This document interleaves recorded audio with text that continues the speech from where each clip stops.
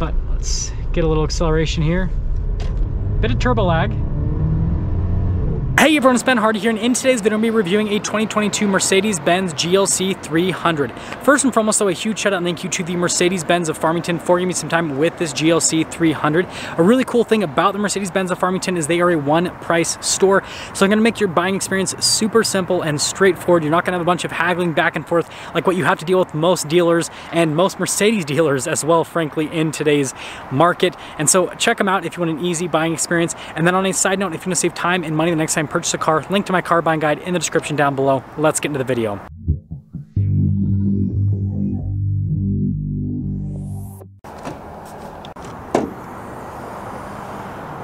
So under the hood, we have a turbocharged 2-liter 4-cylinder that goes through a 9-speed automatic transmission. Fuel economy is 21 around town and then 28 on the highway, with power outputs being 255 horsepower and then 273 pound-feet of torque.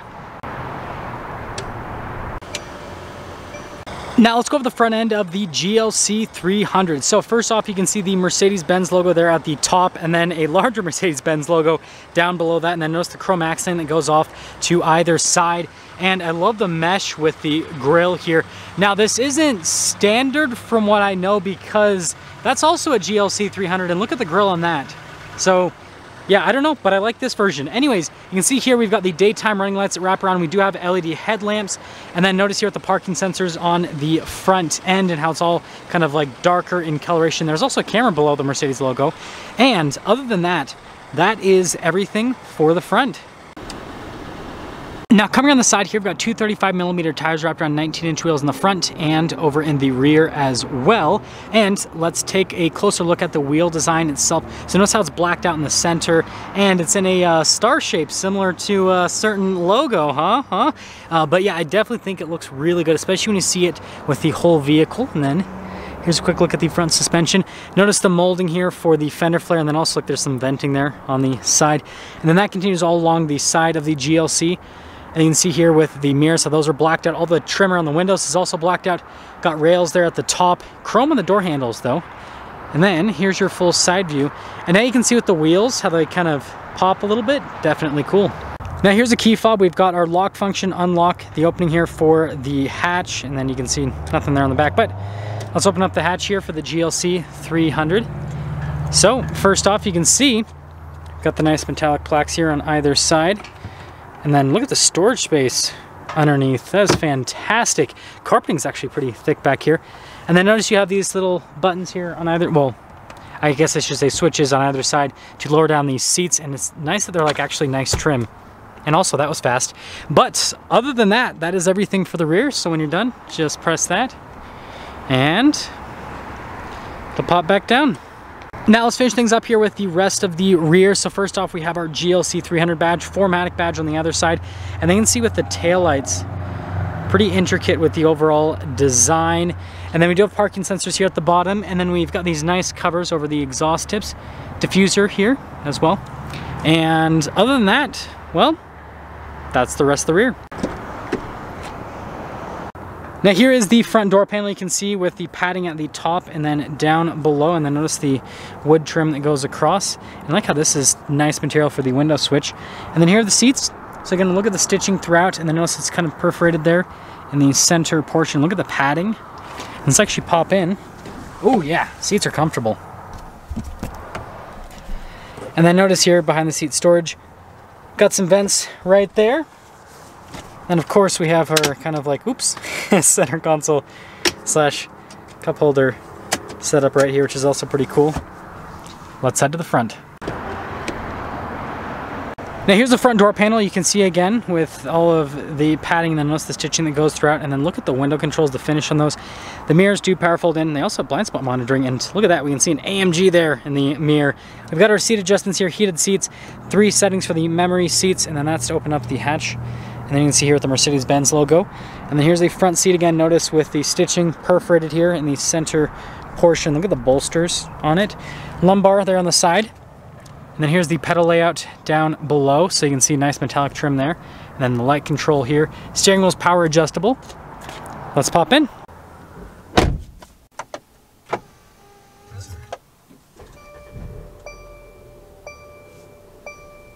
Now here is the steering wheel. So look at the material use here. It's kind of like smooth at the top and at the bottom, and then perforated here on the side, so you get a little bit of a better grip. And then we have some controls here for the infotainment system, voice command, phone controls. Controls here for the center gauge cluster, cruise control as well. Then we have our turn signal, windshield wiper, stock column shifter here with the Mercedes. And, well, there's the steering wheel. So here is the digital gauge cluster. First off, you got the little black square so you can scroll through different menus here in the center, and then you got that home button, which you can also scroll through different menus. You can change like the gauge cluster design, but this is basically all the same features you get in the infotainment system, but you can basically see here from a driver view, which I think is pretty cool. Now, sorry about the glare in advance, but first off, we're gonna pop it into reverse. Well, actually pop it into reverse. You can see the backup camera pops up. We've got trajectory lines that turn with the steering wheel, bird's eye view as well. And then you can see all the different viewpoints here, which is pretty cool from a camera perspective.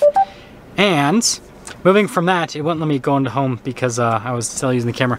As for the rest of the infotainment system, you can see that you got the same features and functions that you have in the center gauge cluster right here that you can control, basically. So there is not really a difference with this versus the gauge cluster. It's just this is larger, this is a touchscreen, but you can control it via 3 different ways. Touchscreen, button on the steering wheel also controls it, and then little keypad down here. So yeah, pretty cool. We've got our 3 vents here in the center, and then you can see the wood trim here all around.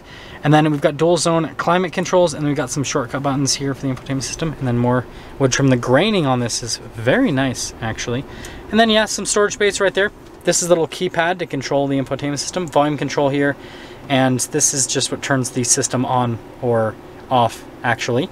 And then you got your camera button here, stability control, auto stop start, and then that's the manual function if you want to go into manual mode. And then you got your parking sensors right here, and then the drive mode select, which, well, now I have to go back out of this so we can go through the drive modes. So notice we have our eco mode. On the one side, we've got comfort, sport, sport plus, and then individual that you can go between from a drive mode perspective. Now here's the center console. So first off, storage space, super solid. And then notice here with the padding on the top and then the stitching. And then here on the dash, you can see the trim there on the side and then more padding on the dash. And here's a quick look at the glove box. And then up top here, we have this dual sunroof situation. This little button opens both of them, if you guys are wondering, which is pretty cool. Sorry, I turned up the brightness way too much. But anyways, that is the top. Now, first off, I need to mention this specific GLC 300 is a certified pre-owned, so there is some benefits to that, but that also means this is pre-owned and it's not technically brand new, even though it has like, what, only 5,000 miles on it. But anyways, here's the original window sticker from brand new, so you guys can see the standard equipment that comes with this particular one. And then notice the original base MSRP, $45,850. And then after all options with this particular one, $53,500. Let's see how it drives.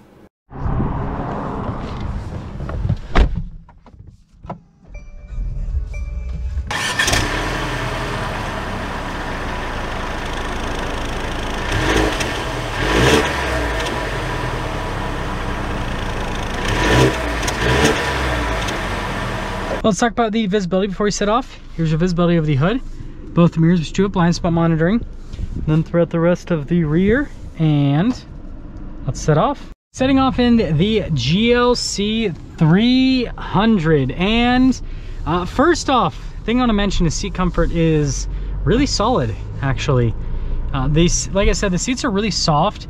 And the bolstering is also, you know, it's out there, but it's not super aggressive to where it's like squeezing you to death, right? Like you'll get in some vehicles. It's very comfortable overall. And I can tell you, these seats are seats that you could sit in for quite some time. Noob mistake there. I just tried to adjust the seat by putting my hand on the side of the seat because I forgot that I'm in a Mercedes. Man, you think that I would know better at this point, but apparently not. Also, this 2-liter seems to be doing pretty solid so far.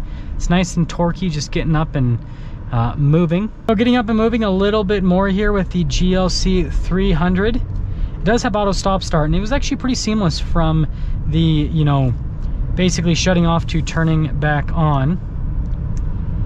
And I like the steering too. The steering's got a decent amount of directness. Again, for an SUV, it's solid. I'm actually gonna pop it into the Sport Plus setting here.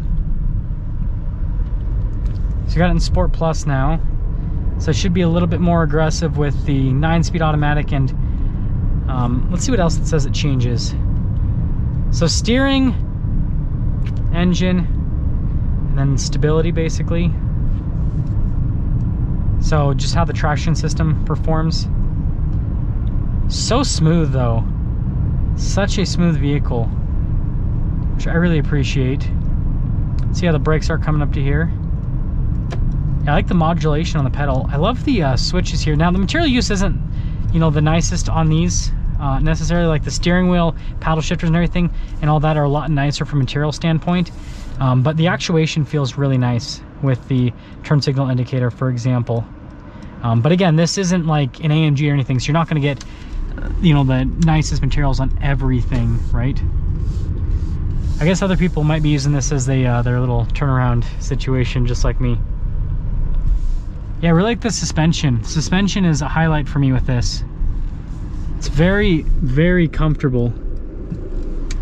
But let's get a little acceleration here. Bit of turbo lag. Ooh, it did a little AMG fart actually.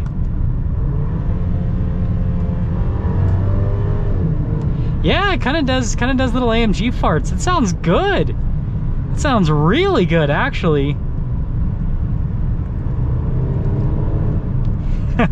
it's you know, like I said, a little bit of turbo lag right there at the start. Let's press that M button so that we're in automatic mode again. But once you're up and moving, this thing's quick. So it's just getting off the line that's, you know, I wouldn't say slow, but like I said, there's a little bit of turbo lag. Man, we were so close to getting a green light. I guess we're gonna have to sum things up stopped. What a pity.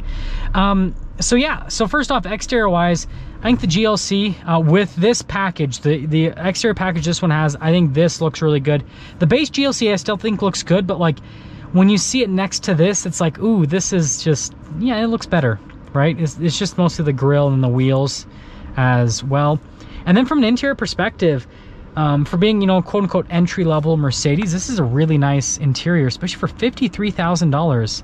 Really nice steering wheel, like, and this is the nice thing about Mercedes being a luxury brand, is you get a lot of nice controls and everything from higher end models, and they can keep the cost down and put them in the lower end models because they've already developed them for the higher end models. So like, you don't get a steering wheel and like paddle shifter setup like this in, you know, a $50,000 car. Usually there's a lot more plastic, so that is a big plus.